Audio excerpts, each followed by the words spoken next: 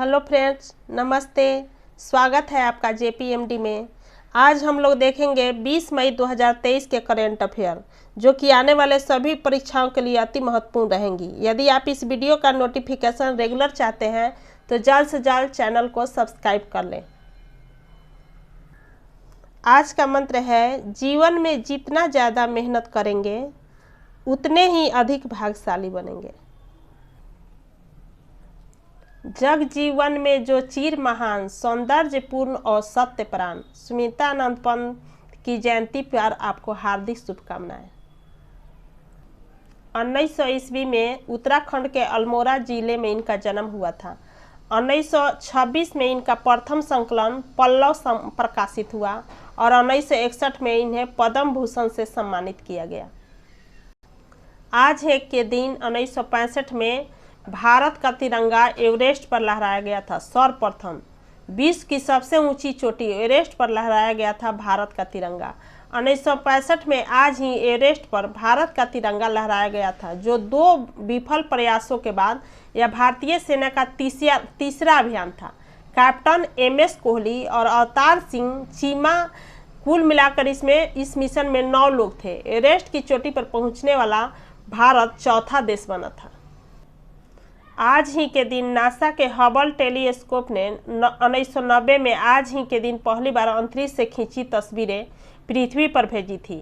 इससे पृथ्वी से 1260 प्रकाश वर्ष दूर स्थित तारों की छवि दिखाई दे रही थी। श्रेष्ठ गुणवत्ता वाली जमीनी टेलीस्कोप की तुलना में हबल से खींची गई तस्वीरें 50 गुना तक ज़्यादा स्पष्ट थीं। यही चित्र है जो हबल टेलीस्कोप द्वारा अंतरिक्ष की खींची गई थी 20 मई 1990 को। भारत में कैद 22 पाकिस्तानी नागरिकों को आज अटारी बाघा बॉर्डर के जरिए भेजा गया स्वदेश। दिल्ली स्थित पाकिस्तान उच्चायोग ने तस्वीर ट्वीट कर जानकारी दी है कि भारत में कैद 22 पाकिस्तानी नागरिकों को रिहा कर दिया गया है। पाकिस्तान उच्चायोग ने कहा, भारत में कैद 22 पाकिस्तानी नागरिकों को अथक प्रयासों के बाद शुक्रवार को अटारी बाघा बॉर्डर से स्वदेश लाया गया। पाकिस्तान उच्चायोग ने कहा, पाकिस्तानी नागरिकों की वापसी के लिए प्रयास जारी रहेंगे। पीएम मोदी ने जापानी पीएम से की मुलाकात। वैश्विक साझेदारी को मजबूत करने की पर हुई चर्चा। G7 शिखर सम्मेलन में भाग लेने जापान पहुंचे प्रधानमंत्री नरेंद्र मोदी ने जापानी प्रधानमंत्री फूमियो किशिदा, अब यहाँ पर अंडरलाइन करना है, जापान के प्रधानमंत्री कौन है? Fumio Kishida. अभी G7 का बैठक जापान में हो रहा है, तो इससे रिलेटेड कोई भी क्वेश्चन पूछ सकता है कि वहाँ के प्रधानमंत्री कौन है, तो फूमियो किशिदा से मुलाकात की। विदेश मंत्रालय ने मुलाकात की तस्वीरें ट्विटर पर लिखकर दोनों नेताओं ने सामरिक एवं वैश्विक साझेदारी की ओर मजबूत करने के तरीकों पर चर्चा की है। शिक्षा, कौशल विकास, पर्यटन, उच्च प्रौद्योगिकी और डिजिटल पब्लिक इंफ्रास्ट्रक्चर पर भी बातचीत हुई। भारत ऑस्ट्रेलिया के बीच होने वाली WTC फाइनल की गद्दा का हुआ अनावरण। ऑस्ट्रेलिया के पूर्व कप्तान रिकी पॉन्टिंग ने भारत ऑस्ट्रेलिया के बीच होने वाले विश्व टेस्ट चैंपियनशिप फाइनल की गद्दा का अनावरण शुक्रवार को दिल्ली में किया। फाइनल मैच 7 जून से इंग्लैंड के ओवल में खेला जाएगा। अब यहाँ पर याद रखना है कि कहाँ मैच खेला जाएगा, 7 जून से इंग्लैंड के ओवल में खेला जाएगा। पॉन्टिंग ने कहा कि फाइनल में भारत के शीर्ष क्रम और ऑस्ट्रेलिया के तेज गेंदबाजी आक्रमण के बीच मुकाबला देखने को मिलेगा। ऑस्ट्रेलिया के पूर्व टेस्ट क्रिकेटर और हॉकी ओलंपियन ब्रायन बूथ का हुआ निधन। ऑस्ट्रेलिया के पूर्व टेस्ट क्रिकेटर और हॉकी ओलंपियन ब्रायन बूथ का 89 वर्ष की आयु में निधन हो गया। क्रिकेट ऑस्ट्रेलिया ने ट्वीट किया, हमारी संवेदनाएं बूथ के परिवार के साथ है। भारत में अब से पहले कब करेंसी नोट वापस लिए गए थे? की गई थी नोटबंदी। 1946 में काले धन व कर चोरी पर रोक के लिए 500 व उससे अधिक मूल्य के नोट बंद किए गए। 1954 में 1000, 5000 और 10,000 के नोट दोबारा शुरू हुए, जो 1978 में बंद हुए थे। 2014 में 2005 से पहले के नोट चलन से वापस लिए गए और 2016 में 500, 1000 के नोट बंद हुए थे। अब यहाँ पर नोट करना है, यह तथ्यात्मक जानकारी है। 1946 में कौन सा नोट बंद हुआ था, तो 500 का। 1954 में कौन कौन चलन में था, 1000, 5000, 10000। आप लोग सब जानते हैं कि 2016 में 500 और 1000 का नोट बंद हुए थे। काले धन पर लगाम लगेगी। 2000 के नोट चलन से बाहर होने पर पूर्व आरबीआई डिप्टी गवर्नर गांधी।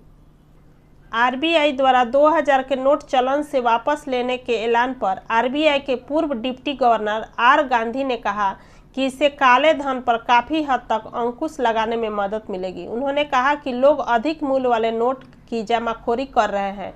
बकौल आरबीआई, ग्राहक किसी भी बैंक में 2000 के नोट बदलवा सकते हैं।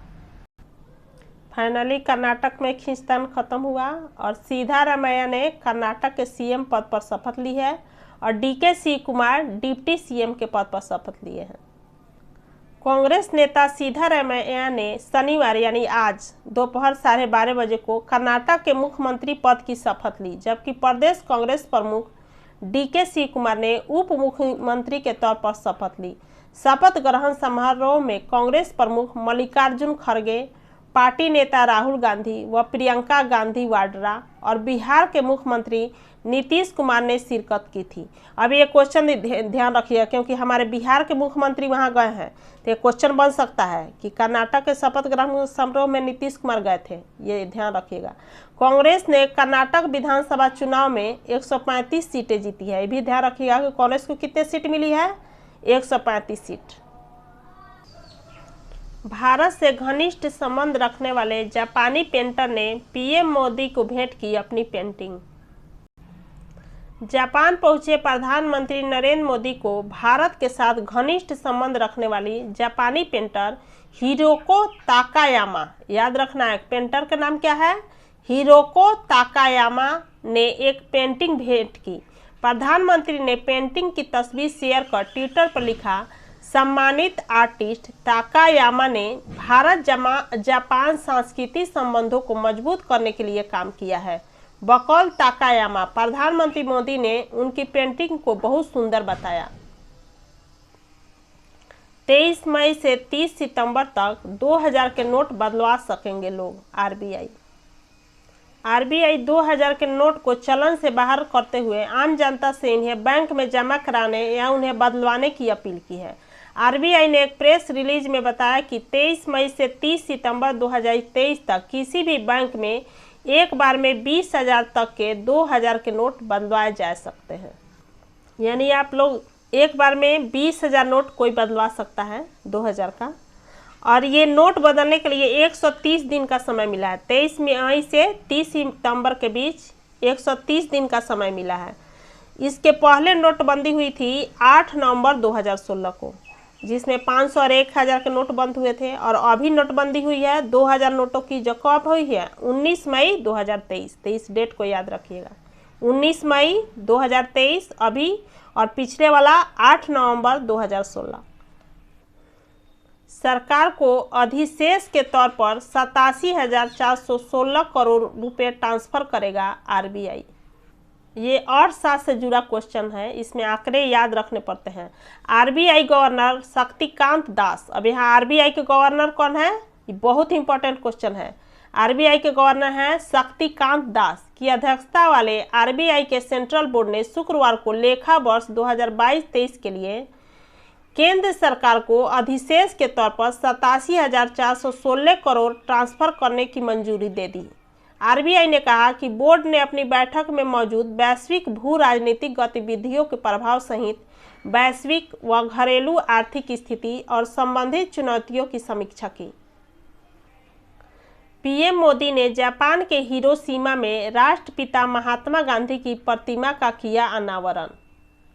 अभी बहुत ही इम्पोर्टेंट हो जाता है, क्या ये हमारे महात्मा गांधी राष्ट्रपिता का वहाँ पर मूर्ति बना है, तो उसका अनावरण उद्घाटन हुआ है कहाँ पर, जापान के हिरोशिमा में। तो इसको याद रखिएगा। G7 शिखर सम्मेलन में भाग लेने जापान पहुंचे प्रधानमंत्री नरेंद्र मोदी ने हिरोशिमा में राष्ट्रपिता महात्मा गांधी की प्रतिमा का अनावरण किया है। प्रतिमा अनावरण के बाद उन्होंने कहा, हिरोशिमा में यह प्रतिमा एक बहुत ही महत्वपूर्ण संदेश देती है। शांति और सद्भाव के गांधीवादी आदर्श विश्व स्तर पर प्रतिध्वनित होते हैं और लाखों लोगों को ताकत देते हैं। दुनिया की 50% से अधिक बड़ी झीलों में पानी की हो रही है कमी। पानी को हम लोग को बचा कर रखना होगा, क्योंकि पानी ही जीवन है, जल ही जीवन है। साइंस पत्रिका में प्रकाशित एक अध्ययन के मुताबिक दुनिया की 50% से अधिक बड़ी झीलों में पानी की कमी हो रही है और इसके लिए ग्लोबल वार्मिंग और मानवीय गतिविधियां प्रमुख कारण है। अध्ययनकर्ताओं ने इसके लिए 1992 से 2020 के बीच के सैटेलाइट डेटा के आधार पर करीब 2000 झीलों में पानी का स्तर मापा था। चलिए, आप लोग के लिए, हम लोग के लिए खुशी की खबर है। देश में विदेशी मुद्रा भंडार बढ़ रहा है। देश का विदेशी मुद्रा भंडार बीते 2 हफ्तों में $10.7 बिलियन बढ़कर $600 बिलियन के करीब पहुंचा। RBI के आंकड़ों के अनुसार देश का विदेशी मुद्रा भंडार बीते 2 हफ्तों में $10.7 बिलियन बढ़कर $600 बिलियन के करीब पहुंच गया। आंकड़ों के मुताबिक 12 मई को समाप्त सप्ताह में देश का विदेशी मुद्रा भंडार $3.553 बिलियन बढ़कर $599.53 बिलियन हो गया, जो एक साल के उच्चतम स्तर पर है। स्वर्ण भंडार का मूल्य $38 मिलियन बढ़ा है। जमीन पर चांद के उतारने की तैयारी चल रही है। कितना आश्चर्यजनक है ना। चंदा मामा अब धरती पर आएंगे, इसकी तैयारी कर रहा है दुबई। जमीन पर उतरेगा चांद। दुबई 41,000 करोड़ रुपये में बनाएगा चांद। चांद बन रहा है धरती पर। दुबई धरती पर चांद लाने की तैयारी कर रहा है। इसके लिए 41,000 करोड़ रुपये खर्च किए जाएंगे। कनाडा के उद्यमी माइकल हैंडसन 900 फुट के चांद के मॉडल को शक्ल देंगे। यह चांद 100 फीट ऊंची इमारत के ऊपर बनेगा। दुबई दुनिया की सबसे ऊंची इमारत एवं आर्टिकल्चर में आश्चर्यों के लिए जाना जाता है। अब देखिए, चंदा मामा धरती पर आ रहे हैं। अब आप मोबाइल में सिम कार्ड के बिना व्हाट्सएप नहीं चला सकेंगे। अब व्हाट्सएप चलाने के लिए आपको सिम कार्ड लगाना होगा। सिम कार्ड बिना आप नहीं चलेगा व्हाट्सएप। अब आप मोबाइल में सिम कार्ड के बिना व्हाट्सएप नहीं चला सकेंगे। फ्रॉड और स्पैम कॉल से बढ़ रही धोखाधड़ी को रोकने के लिए ऐसा किया जा रहा है। साथ ही इस तरह की धोखाधड़ी रोकने के लिए कंपनी सिम बाइंडिंग फीचर लाने की तैयारी कर रहा है। इसका इस्तेमाल बैंकिंग क्षेत्र में होता था। 18 मई को अंतर्राष्ट्रीय संग्रहालय एक्सपो 2023 मनाया गया। आज के लिए इतना ही। फिर और करंट अफेयर के साथ मैं उपस्थित होंगी। तब तक के लिए बहुत बहुत धन्यवाद JPMD से जुड़ने के लिए।